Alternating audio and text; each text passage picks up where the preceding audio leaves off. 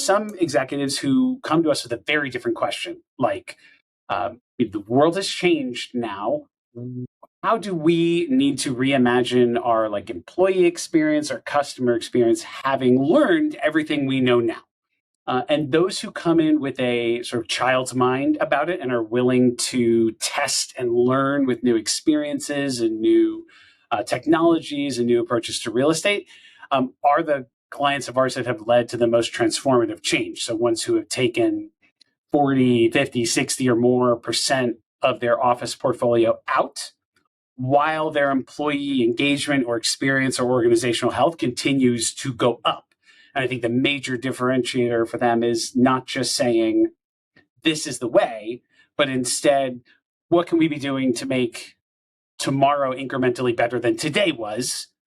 And acknowledging where we tried something that didn't work. There's this interesting question around whether hybrid work as a new technology, a new operating model, could actually drive productivity gains. The other set of really interesting and compelling questions that we get is, what does this mean for urban structures and the future of the cities?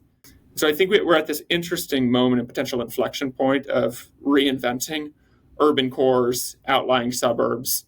Most offices didn't work for most people most of the time before. And most people wanted more flexibility than they had before. They just didn't have a choice. And now we do. So we're voting with our feet. And as I find myself saying a lot, we don't go to bad restaurants twice. Exceptional offices, exceptional workplace experiences, and companies that are leaning into much more fluid ecosystems of spaces are by and large getting higher occupancy. Workplaces aren't dead. We are still human. We like to connect and be together. But there's a great deal of work that needs to be done to bring the very factory-oriented offices up to speed, not just in how they're designed, but how they're activated, and even into other topics like how they are physically run to help us achieve the sustainability targets that we need. There's a lot of opportunity for improvement, even where there is oversupply. Some of the most interesting findings in the report, I think, centered on the variation in post-pandemic attendance that we're observing. And we saw sort of two different drivers of this variation in attendance. So the more knowledge economy and the larger your firms are, the more of that mix, the less attendance we saw.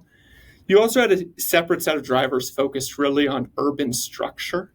And so the extent to which you have long structural commutes and a large share of your folks commuting into cities on a daily basis.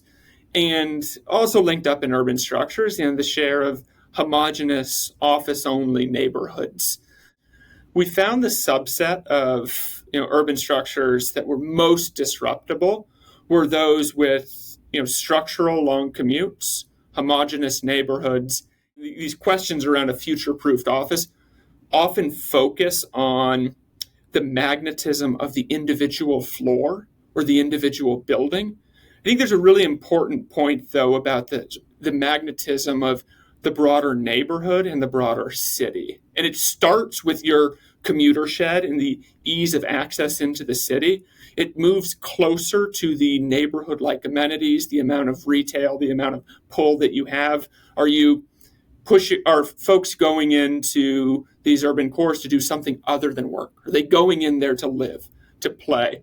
And then, only then do you then say, okay, what about the specific office? What about the floors, the engagement? What about that is magnetic? It's really explicitly an ecosystem dynamic. And I think that's some of the most interesting and impactful findings in the report really focused on those dynamics.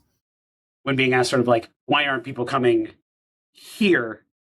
It's even forced me to be but are people really coming here, outside of your building, right? You are subservient to this broader placemaking challenge. We see the adoption of hybrid at scale and scope as both a fundamental economic and cultural shift. So when we think about the winners and losers, what differentiates coming out in a post-pandemic hybrid context, there is going to be a strong cultural component here. We focus really on, a flight to quality in terms of trophy offices. But you could just as easily frame that as a flight to quality in terms of like trophy or vibrant city ecosystems with diverse neighborhoods, mixed, magnetic mixed use across a variety of activities.